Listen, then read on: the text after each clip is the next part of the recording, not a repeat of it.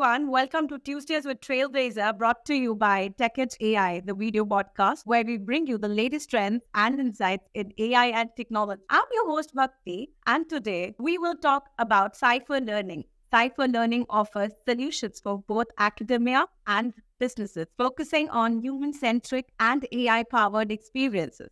The company is committed to continuously improving learning experience and has emerged as a leader in AI in education and training, gaining recognitions from industry experts globally. And to share his journey, we have a special guest, founder and CEO himself, Graham Glass, who's passionate about leveraging better experience design in digital platforms that delight learners and make organizations more effective. So without further ado, let's welcome Graham Glass. Hello, Graham. How are you doing today? I'm doing great. Welcome from California. Okay, great. So without further ado, let's jump right to the questionnaire. Let's start by diving into your professional journey. I happened to glance your LinkedIn profile and wow, you started number of businesses, including the Mind Electric, Object Space, Object Lesson. So you get an idea to real business as soon as you have one. So can you walk us through the journey from the inception to launch of Cypher Learning? What kind of interesting things have you picked up along the way? Yeah, it was an interesting journey because I had sold my previous company, the Mind Electric, which had nothing to do with education at all. So it was an enterprise integration company, but doing really high-tech stuff. And I always loved education. I had taught at the University of Texas at Dallas. I had started and run a training company. So I wanted to do a company that was at the intersection of two of the things that I'm really passionate about. One of them was education, and the second thing was technology. In the very early days, I took a look at the landscape and looked at what learning platforms were out there in the K through 20 space and what platforms were out there in the business space. And I didn't think any of them were very inspired.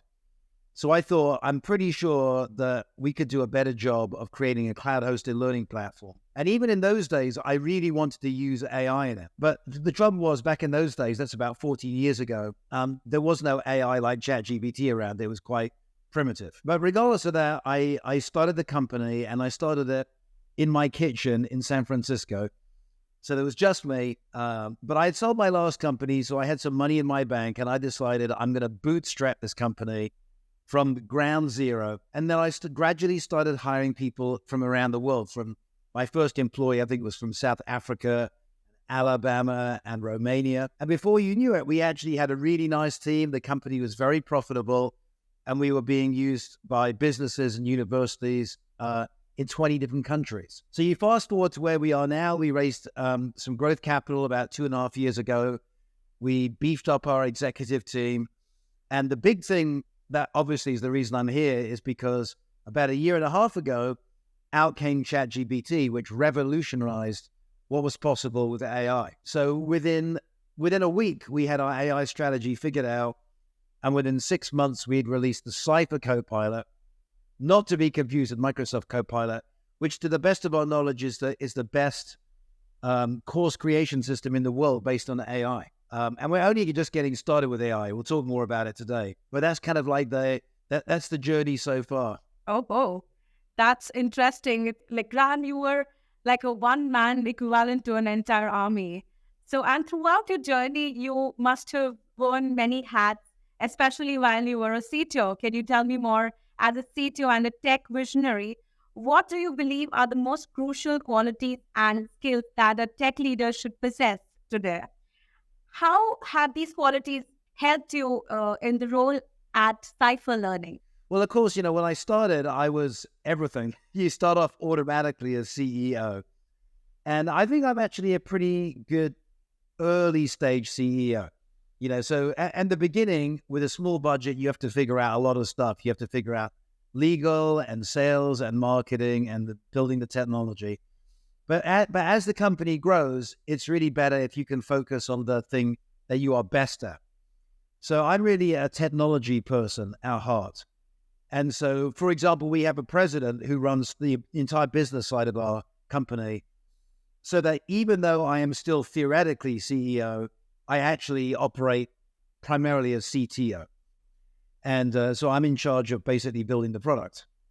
And I would say, if you're going to be a really good CTO, especially in a smaller company, like we're not IBM, first of all, it's really important to be hands-on. So I still build code. I still do architecture stuff. I don't want to lead a team, but I myself am not able to do what I'm asking people to do for me. So I would say being hands-on is really, really useful. I think another thing is figuring out how to bring things to market quite quickly is useful. You know, there are some people who tend to be ivory tower and everything has to be perfect and you just don't get out to market quick enough.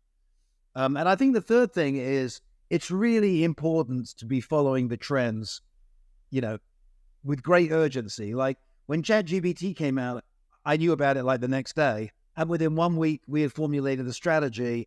And the week after that, we had started prototyping the first AI feature of our system. So you always want to be surfing the net, reading the Twitter feeds, listening to the podcast, of course, and always knowing what's coming. Of course, absolutely. So you have to be updated, especially with the technology. And without a doubt about new technology, AI appears to be a big buzzword in learning and development these days. How do you see AI changing the way we train employees, especially when personalized programs have traditionally been so expensive and time-consuming? Yeah, I mean, so one of the things that's really good about generative AI, because I guess it's a kind of AI, is that it can create really good content from scratch. It's not copying and pasting, it's literally generating it from its own circuitry, if you like. And it can generate it in a very targeted, personalized fashion. And there wasn't really any easy way to do that before. I'll give you a simple example. Let's just say that I'm talking with an AI and the AI knows that I really like playing the keyboard, which I do. And then I ask it a question about physics. Now, it could teach me some aspect of physics based on the way that electronic keyboards work or physical keyboards work. So in other words, it's tailoring information very specifically to me. And so one of the things that generative AI opens up is the ability for people to learn in a way that's hyper-personalized. Not just, oh, Graham speaks English, so I'm going to deliver it in English. I'm talking about everything that it knows about me, it can personalize to, which is completely impossible unless you hire a private tutor for everything, and that private tutor knows everything about you. And, you know, people obviously can't afford that. So not all of the benefits, but one of them is a very, very personalized 24/7 experience. That sounds ideal. I mean, understanding the affordability of personalized approach. So how do companies balance this personalized approach with keeping training cost under control? I mean, to ensure that personalized learning experience offered by Cypher Learning. I mean, so AI reduces the cost of learning. It's not either or. It's like by using AI, you can dramatically lower the cost of learning, whether it's in a corporation or in a school environment. I'll just give you an example. So the first AI feature, but certainly not the last, we're working on some really cool stuff right now that has nothing to do with course creation. But the first thing we focused on is how can we dramatically lower the cost of building a course? And I used to teach at UT Dallas. I ran a business, so I've got a very good idea of how much time and energy it took me to build a course. So the industry standard is 300 hours and $15,000 to create a typical course. And we're talking about not just a PowerPoint slide. We're talking about gamification and skills alignment and videos and imagery, etc. So using the Cypher Copilot, which is built into our platform, you could build 80% of a course in 5 minutes for a total cost of less than $10. And it does an amazing job. Like I could build you a course right now on anything that you mentioned, and it would blow your mind. And so it creates this starting point, which is already excellent. And then you just go in and make any edits, modifications, changes, additions you want. And so we're saving people, $12,000, $13,000 per course using AI. So there's one example where AI can, help businesses control their bottom line a lot. That's really interesting. I mean, saving is what every customer is looking for. So, in a recent Forbes article, you talked about the positive impacts of AI in learning and development, but you also mentioned the need to manage expectations.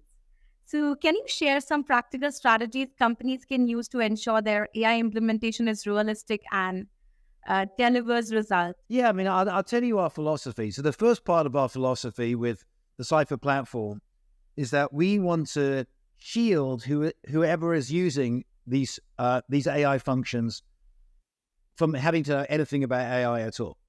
So some people think that, oh, if I'm going to start using AI, I need to learn about prompts and bias and all this kind of stuff. You don't. Okay. So if you were to build a course in our system, pops up a form, asks you a bunch of questions, and then you say go, and it does it all behind the scenes. So that's one thing is if you're going to use AI, try and use it in a way that doesn't require you to learn all about the intricacies of prompt engineering and all the rest of it. Another thing is people are quite concerned about the AI making mistakes. And they do occasionally make mistakes. So one of the things that we do, which I think is an industry first, is we use another AI, a different one, to check what the first AI generates. So we call it AI cross-check. And it works really well. So for example, I built a course on Doctor Who, which is one of my favorite TV shows when I was a kid. And one of the sections that it generated, it referred to the name of the program as DR, which is short for Doctor, DR Who. And then the second AI said, actually, the first AI made a little mistake there. The TV show is actually spelt out Doctor, D-O-C-T-O-R, not just DR. So using the second AI completely automatically hugely reduces the final burden, because the final burden is still ultimately on a human expert to do the fine, make sure everything is correct, make the changes, add anecdotes, move things around. But I would say using an AI cross-check, which is unique to our system, gives you another level of confidence that you're not going to be creating also a bunch of mistakes in it. And I think the third thing is that I don't think that using an AI for 100% of the course would be a good idea at all.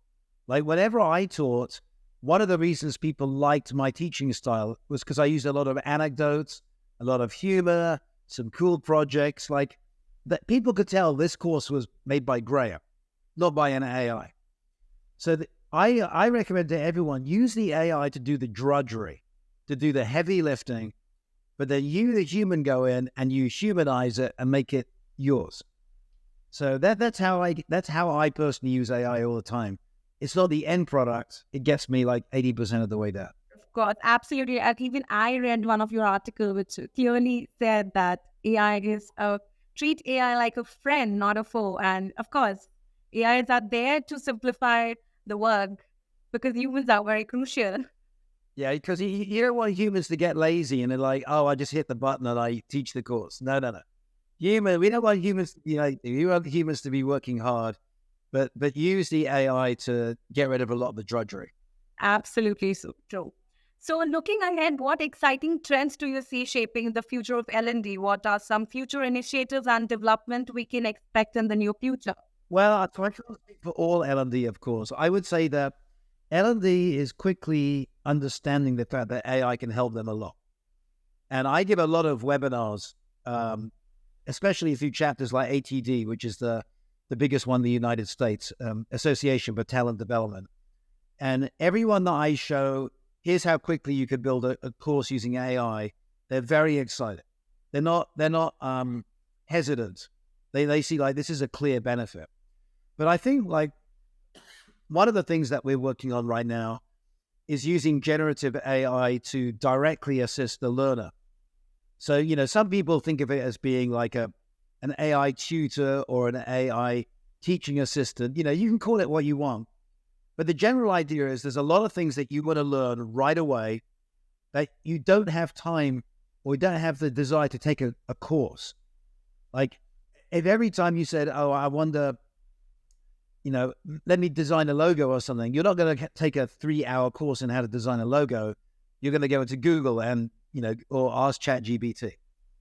So people's expectations are they should be able to learn things really quickly. So Cypher right now is working on technology to use generative AI to be able to assist learners in things that they want to know right now. So we view it like course generation is really useful because a lot of people do want more formal, structured learning. And we already have the best in the world for that. Now we're working on best in the world for using AI to teach people directly if that's the way that they want to learn. And you've probably heard about agent technology. So we're very focused right now on agent technology, not just basic generative AI. Absolutely.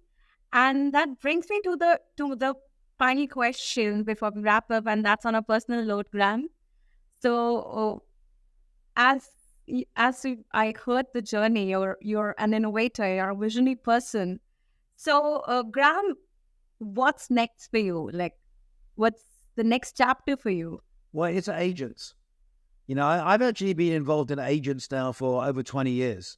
If you go to my LinkedIn, you know, one of my companies, we built the world's first mobile agent framework. So, and what I think about an agent is something that is constantly trying to help you.